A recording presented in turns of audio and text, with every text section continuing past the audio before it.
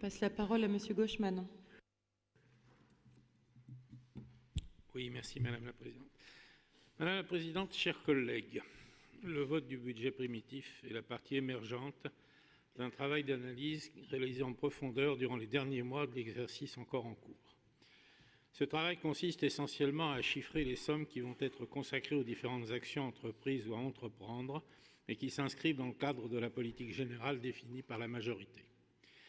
La logique budgétaire voudrait qu'on établisse les différentes lignes de ce budget en fonction de nos ressources prévues ou prévisibles, en y soustrayant les postes incontournables de la section de fonctionnement comme celle d'investissement, c'est-à-dire les engagements qui, quoi qu'il arrive, doivent être honorés. Sur cela, il n'y a pas d'arbitrage possible. La soustraction du total de ces dépenses dans les sections respectives permet de connaître le disponible qui reste à ventiler pour financer des postes liés aux actions à entreprendre. Normalement, bien que l'idée soit un peu galvaudée depuis plusieurs décennies, les budgets des collectivités en général, qu'elles soient territoriales ou nationales, devraient être déterminés de façon à respecter l'équilibre entre les recettes et les dépenses, ce que d'aucuns appellent par ailleurs la rigueur budgétaire. Si nous voulions rester dans cette logique, ce qui semble hélas être un vœu pieux, nous devrions faire en sorte que les postes de dépenses des deux sections tiennent dans ce disponible.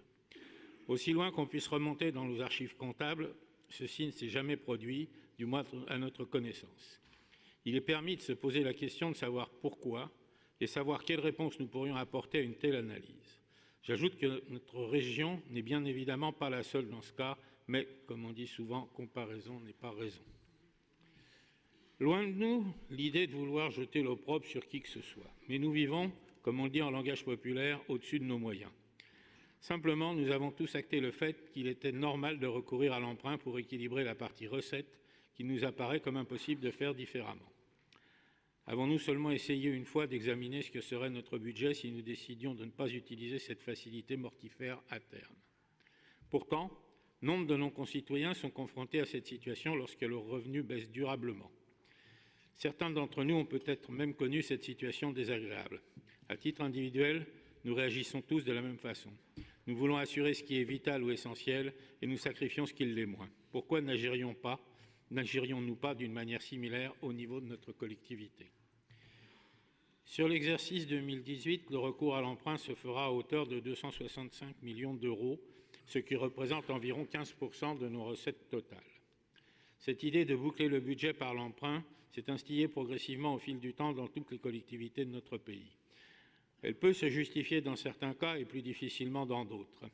Les années 70 ont été une sorte d'origine de ces politiques financières dans lesquelles on justifiait le recours à l'emprunt par l'évidence d'une croissance à venir qui permettait d'anticiper certains investissements. On considérait que le déficit budgétaire ainsi créé serait comblé par le supplément de recettes fourni par cette croissance. D'autant plus qu'à l'époque, comme le disent les monétaristes, l'inflation mangeait la dette et qu'elle se résorbait ainsi quasi automatiquement. Ces temps sont révolus et même si les taux d'intérêt semblent historiquement bas, pour des raisons qui sont plus liées aux émissions monétaires quasi illimitées de la part des banques centrales qu'à la confiance dans l'absence de risque des emprunteurs, nous subissons les effets cumulatifs de cette dette. Grandes sont aujourd'hui les inquiétudes des économistes qui constatent que les dettes risquent de devenir non maîtrisables au cas où les taux d'intérêt viendraient à remonter. Vous illustrez par ailleurs ce propos en montrant un comparatif des intérêts versés sur un emprunt 6 ans sur une somme de 87 millions d'euros à deux taux d'intérêt différents et qui se passent de commentaires. Nous avions déjà soulevé ce problème de l'endettement lors du débat d'orientation du mois d'octobre et nous avouons que nous sommes un peu déçus de voir que cette analyse que nous partagions avec votre majorité n'a guère été suivie d'effets correcteurs. Pour bien mesurer l'importance que revêt ce sujet, nous nous référons à la page 27. L'épargne brute avant la charge de la dette s'élève à 224 millions d'euros, mais tombe à 91 millions après déduction de celle-ci. C'est donc 133 millions qui sont consacrés à ce poste budgétaire, alors que sur l'exercice 2017, il était estimé à 107 millions. C'est une augmentation de plus de 24% et l'année 2019 ne semble guère prévoir une amélioration. Cependant, la lecture du document nous indique, page 13, que vous préférez augmenter la dette plutôt que de réduire vos investissements. C'est votre choix, ce n'est pas le nôtre. Nous aurions préféré qu'un certain nombre d'entre eux, qui ne nous apparaissent pas indispensables ni indispensable à l'avenir des Ligériens, permettez-moi de vous citer, soit pour le moins diminué, voire différé ou même, dans certains cas, annulé. C'est notamment le cas pour les actions de communication, dont le rapport avec l'intérêt des Ligériens nous semble quelque peu ténu. Elles peuvent prendre différentes formes et finissent par constituer un poste financier important.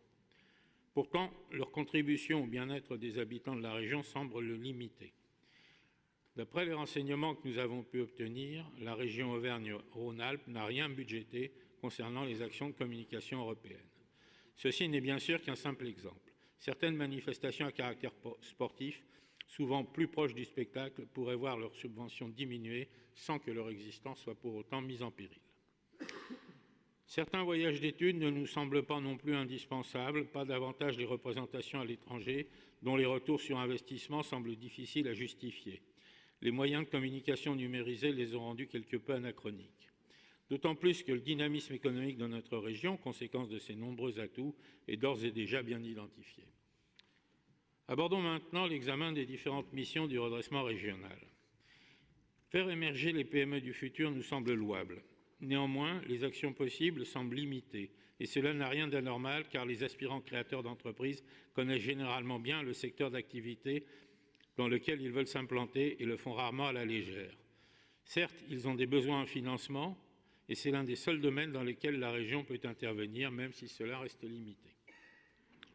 Les programmes collaboratifs sont intéressants mais difficiles à mettre en œuvre dans le domaine industriel, contrairement à l'agriculture qui est mieux organisée par nécessité. Il est très difficile d'imposer un domaine d'activité précis sur des seuls critères de complémentarité. La recherche de marchés d'exportation a toujours été la bouteille à l'encre et très peu d'entreprises réussissent à percer compte tenu des nombreux obstacles dressés. Un des plus importants est celui des garanties de paiement, alors que les actions entreprises sont uniquement orientées vers une prospection purement commerciale. Le budget qui y est consacré, même s'il reste assez modeste, est justifié en regard des résultats obtenus.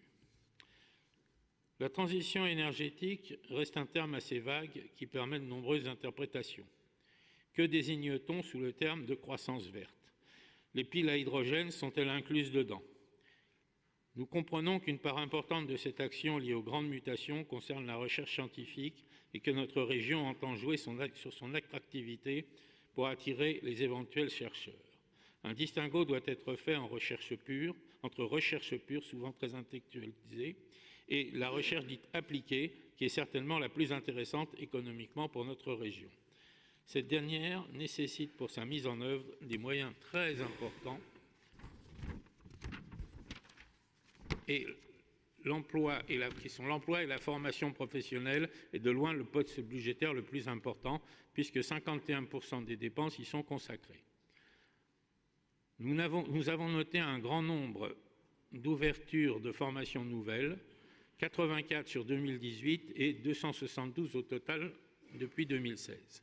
Il serait intéressant de connaître la part des nouveaux métiers par rapport à ceux plus traditionnels et surtout les perspectives d'emploi sur lesquelles ils débouchent.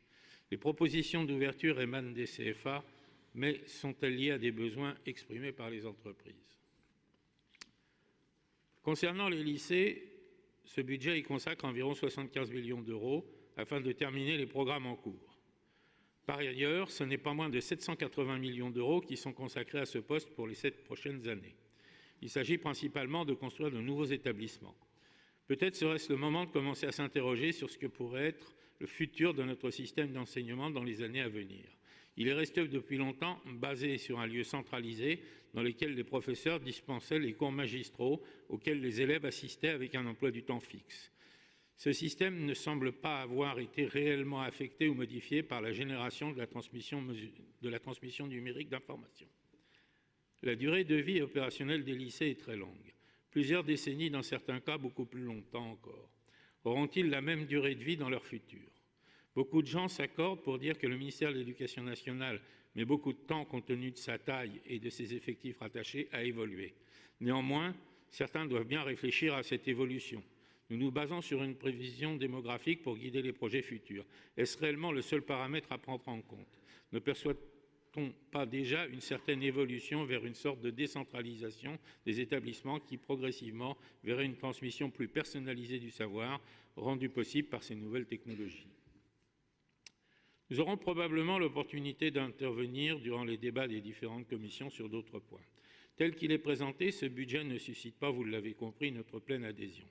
Néanmoins, il possède des éléments que nous trouvons satisfaisants, comme cette orientation résolue vers l'emploi, et en particulier celui des jeunes qui vivent dans notre région.